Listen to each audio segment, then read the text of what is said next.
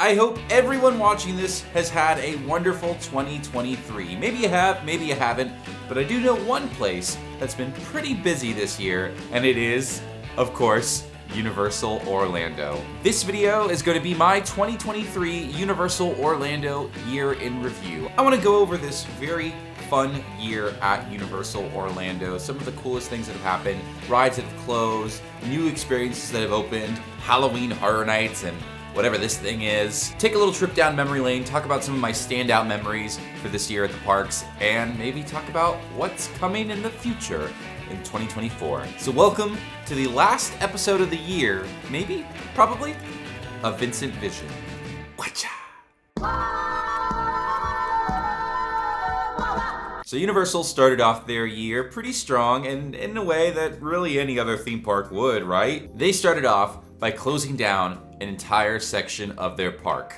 In January, we said goodbye to Woody Woodpecker's Kidzone after 24 years of being at Universal Studios Florida. With that closure, we saw Woody Woodpecker's Nut House Coaster going away, A Day in the Park with Barney, Curious George Goes to Town, and the recently moved Shrek Meet and Greet. They closed that area really at the beginning of January, put some walls up, and now all of that is getting turned into a DreamWorks land. This is gonna be another kid area in the park that is expected to open sometime in 2024 with just more characters that are relevant to kids nowadays. Maybe the Five O Goes West play area was a little outdated and a lot of kids these days had seen An American Tail, but Barney was pretty popular. I don't even know. Barney's probably not on TV anymore, is he? I haven't checked. And of course, the Woody Woodpecker's Nut House Coaster, which actually, if you did not know, that was actually the first roller coaster built at Universal Studios in 1999. It took 9 years for a roller coaster to get built in that park. Isn't that crazy?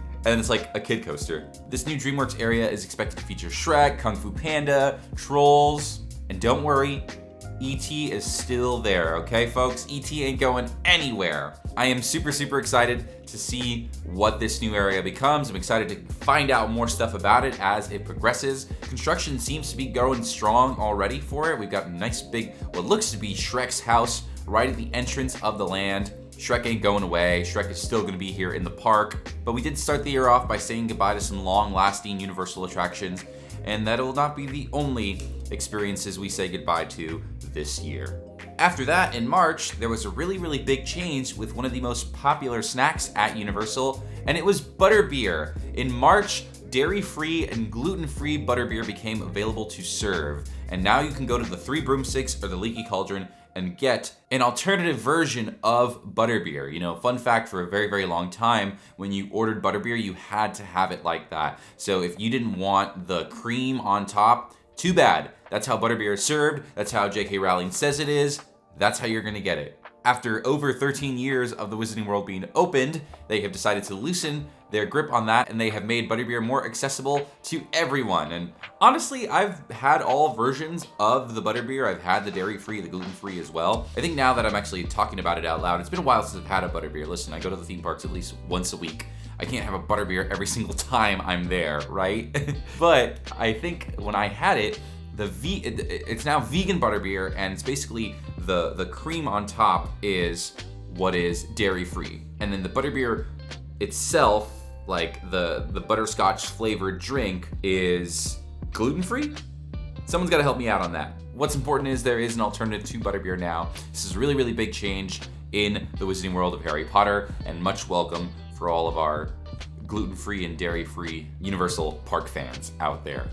Now, a big overall change that also happened in March was the changing of the Universal Parks and Resort name to Universal Destinations and Experiences. And we saw what were our original Universal Studios, Islands of Adventure, City Walk logos turned into newer, more modern versions of themselves. And I remember this being quite a contentious subject in the theme park community, because I think for the most part, they weren't very well received. Now it's been a year, and I've got to say that I'm mostly okay with them, and we haven't really seen any crazy changes just yet involving those logos. My biggest fear of the Islands of Adventure medallion hanging on the lighthouse has not happened yet. They have not changed it, so I've still got that logo up there. And same thing with the Universal Studios Florida arches. I don't think those are going to change anytime soon, at least I hope not. But we are starting to see the Islands of Adventure logo on popcorn buckets, the new Universal Studios logo as well, which I think out of all of them,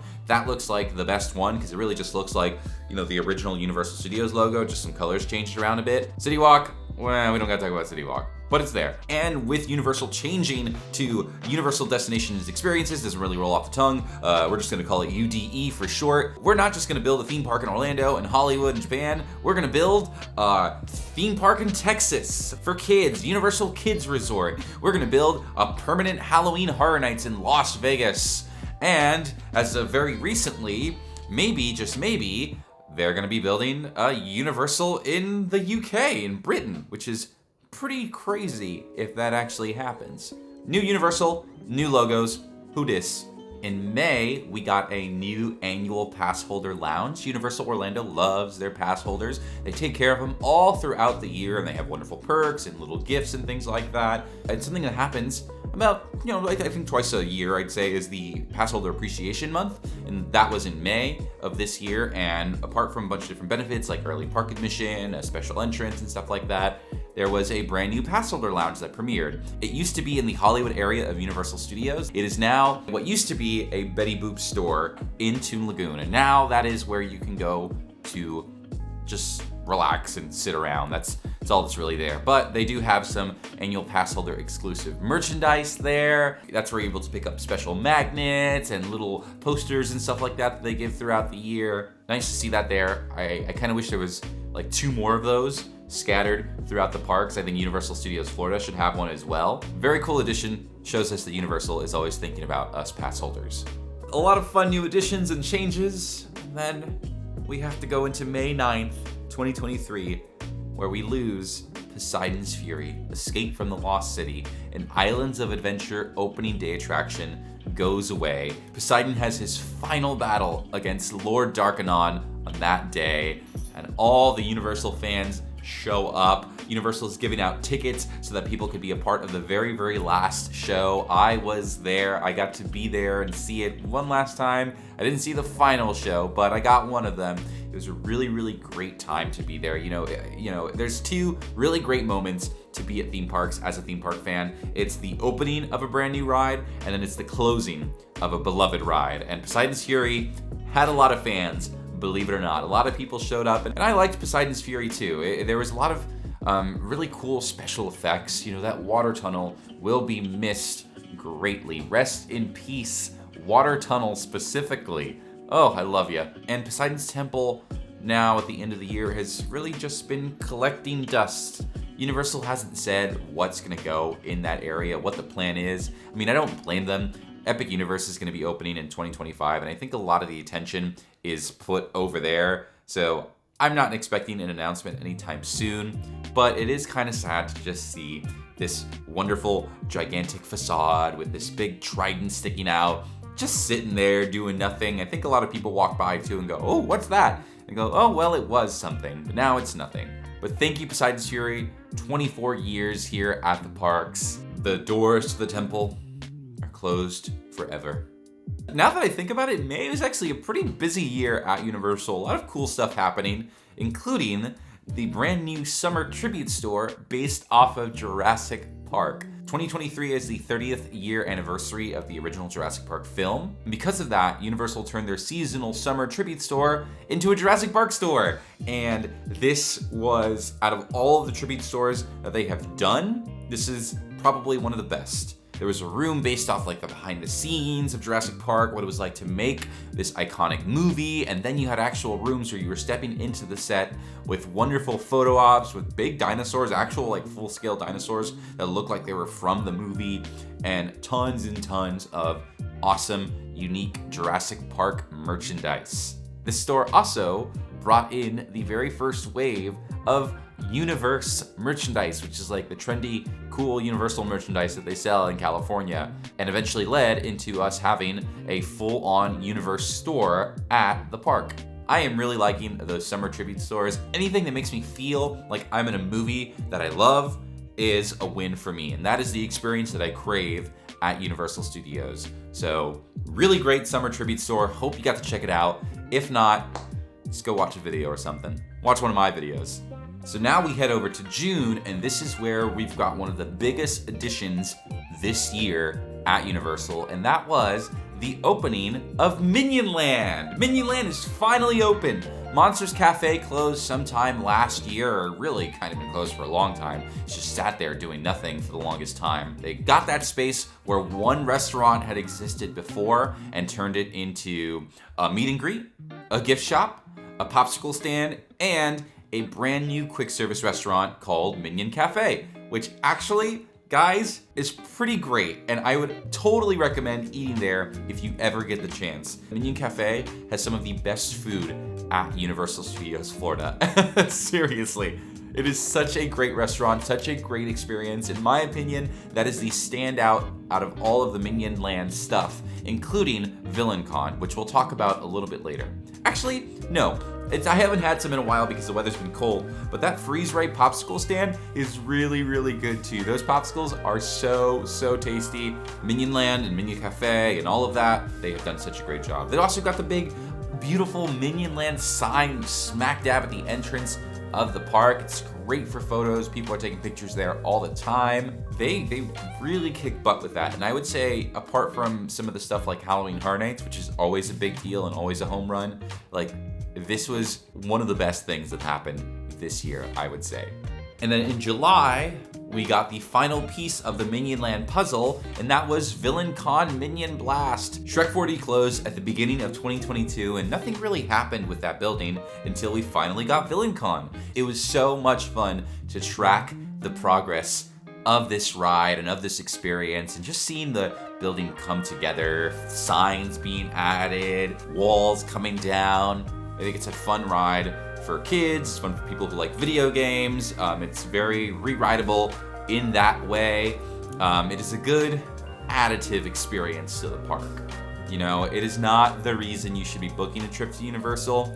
It's just like an extra piece of the puzzle. And, you know, I'm also a believer of like, a ride should be good on the first time you do it, you know what I mean? You should have fun doing it. And I think maybe a lot of people don't really get their satisfying experience with VillainCon right off the bat, but I think it's an ambitious, bold step. I love the app connectivity. I love being able to put my name on a leaderboard and power up my blaster and stuff like that. You know, this is kind of like training people who are visiting Universal Orlando for the eventual power-up band at Super Nintendo World at Epic Universe, where a lot of the stuff and a lot of the fun you have with that land involves using the app and having the power-ups. It's an interesting, ambitious ride. I think it's a good replacement to Shrek 4D, but I think overall, the Minion Land Cafe and the ride and all that put together is a smash hit. It's a home run.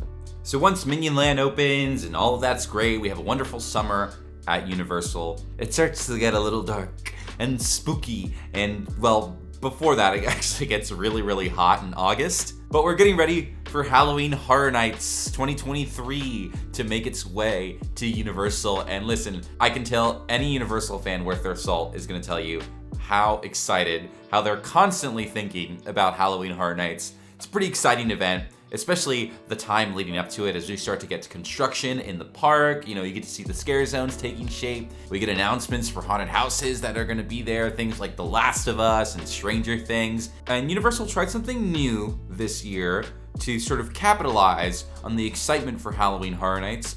They offered an event known as the Taste of Terror.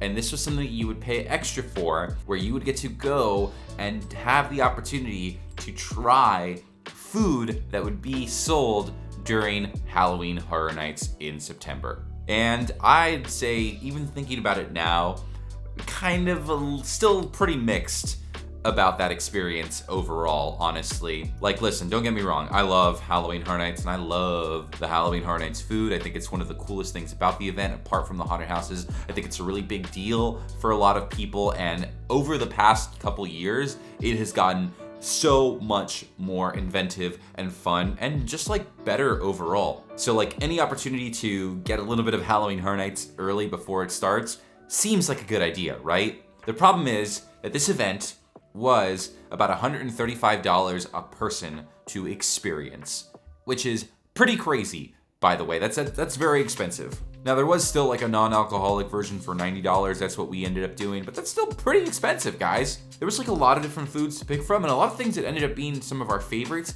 throughout the event. Things like the walking taco, the Last of Us ravioli, the Surfer Boy pizza. Maybe a part of me, I think once I was done, was kind of like, maybe I can just wait for the actual event to start in a couple weeks to have all this food, you know? It was a weird event, and it was a nice, good swing I think Universal took, and maybe it'll come back. It didn't seem like it was like super well received by people. I know that even when we did it, I wasn't like all the way sold about my experience. I didn't necessarily feel like it was worth the money I had spent. I would say out of everything that's happened this year, Taste of Terror to me was probably one of the weakest swings that Universal took this year. I mean, they hit the ball, but it was like a low ball. A bunt, I think is what they call it in baseball, when you go boom. I know we're talking about Halloween Horror Nights right now, and it seems like the next thing that's gonna happen is, of course, the event. It's right around the corner, but there was actually one cool little thing that happened in between the Taste of Terror and HHN, and that was the UOAP Passholder Night, the return of the Universal Orlando Passholder Night. It had been a couple years since they had done it, and as a way to show thanks, Universal opened invitation to all of their pass holders to go to an after-hours event at Islands of Adventure.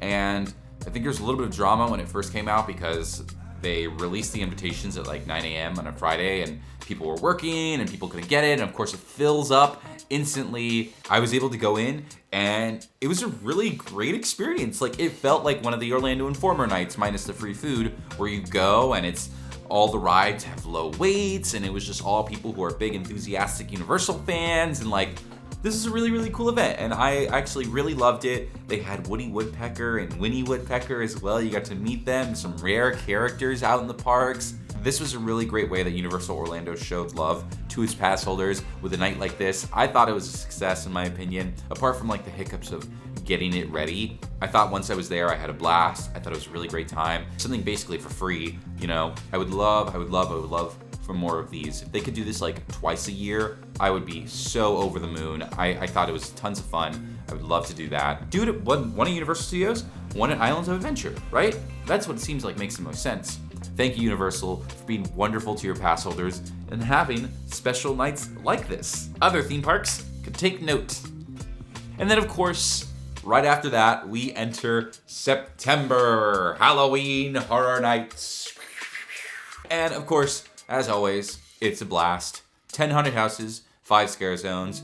Goes all the way. This is the longest Halloween Horror Nights runs for ever. It goes from September 1st all the way into November 4th. This is also a really great standout year, is because this is when we get Dr. Oddfellow. We get a brand new original Halloween Horror Nights icon back in the parks. And this year's HHN is overall a really, really great, solid year. It's not one of my favorites.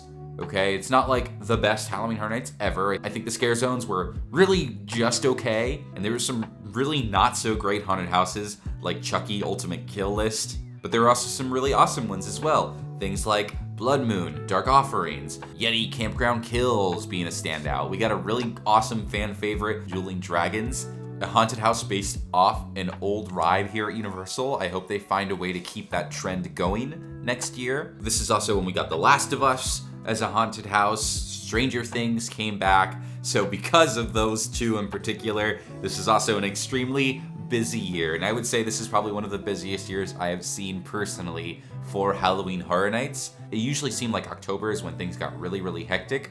This year it seemed right in September, boom, instant 2-hour waits for haunted houses. Like, it was wild. And of course, you know, there's the haunted houses and more food offerings than were offered at the Taste of Terror, including the Dr. Oddfellow Card Evil Dog. I think if there's one standout food that will be remembered from that year, it is that weird hot dog. And I didn't have it myself personally. Yeah, no thank you. I'm sorry. I'm gonna let some other YouTubers try that out for me.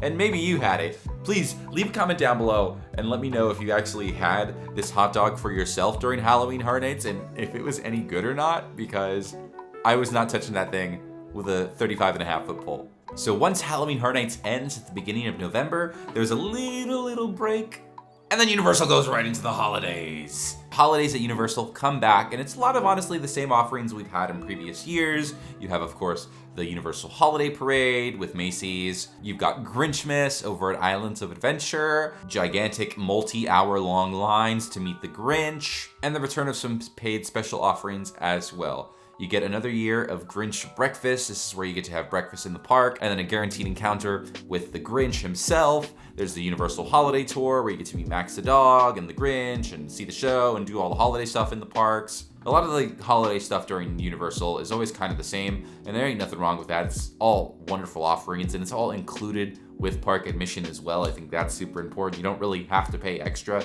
to meet the Grinch or see the Hogwarts show. Not too much to say. Earl the Squirrel is back in full force. There's a brand new holiday tribute store in the Hollywood area of the park. Holidays are always a great time at Universal just to see the whole park lit up in beautiful lights.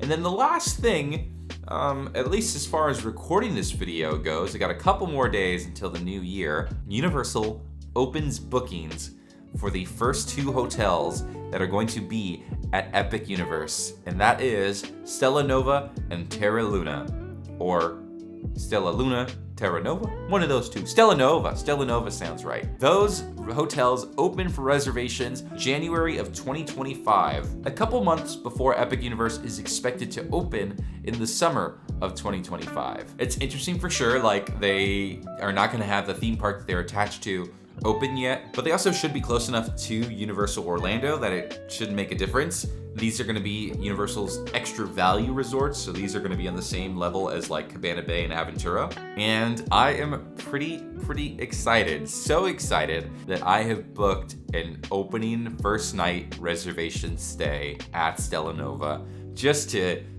be at a new Universal hotel, folks, and to hopefully get a room where I can look out at Epic Universe and stare at the brand new theme park opening in 2025. That's really what I'm hoping for the most. That's honestly like right now the thing I'm most excited for. It's our first little taste of the Epic Universe experience. And I think right now it's so easy to skip over 2024 and just think about what's gonna happen in 2025. But there are some things happening in 2024 as far as we know. You know, DreamWorks Land at Universal Studios is expected to open. And then of course, Halloween Horror Nights is coming back. You know, we gotta have HHN every year. And in my opinion, the way I see it, they've gotta go big for HHN 24, right? You gotta get some real heavy hitters in there, like Five Nights at Freddy's or something like that. Because if people are gonna be waiting to show up to Universal in 2025, you're gonna need to come up with some cool stuff in 2024. That's all we kind of really know about Universal in 2024. HHN and DreamWorks. So I'm hoping that pretty soon we start to find out some more about things that are gonna keep people visiting Universal in 2024 instead of having them wait for Epic Universe to open in 2025. Because now that I'm looking back at it, I thought I wasn't really gonna have that much to say about 2023, but a lot of good happened. It was a really great year for the parks, and I'm hoping that 2024 is just the same, if not better, because we all know 2025 is gonna be epic. Oh! But anyway, thank you guys for watching another Vincent Vision. Happy New Year, everybody! Wow, 2023, we made it. Look at us, folks. I hope you guys have enjoyed this video. I hope you guys have enjoyed all my videos throughout this year. It has been a really wonderful year for this channel, and I'm so grateful and I'm so happy and appreciative of all the people who have joined us along the way. Cannot wait for this to just get bigger and better with your help, with your views. Please, if you haven't already, be sure to like and subscribe for more videos like this. I love making these, and you better believe I've got a whole 2024 to make some wonderful Universal videos and videos of other places as well, but I know why you watch this channel. It's gonna be great, it's gonna be awesome. Thank you guys for watching. Love you all. Happy New Year, and I will see you at the next one. Bye-bye.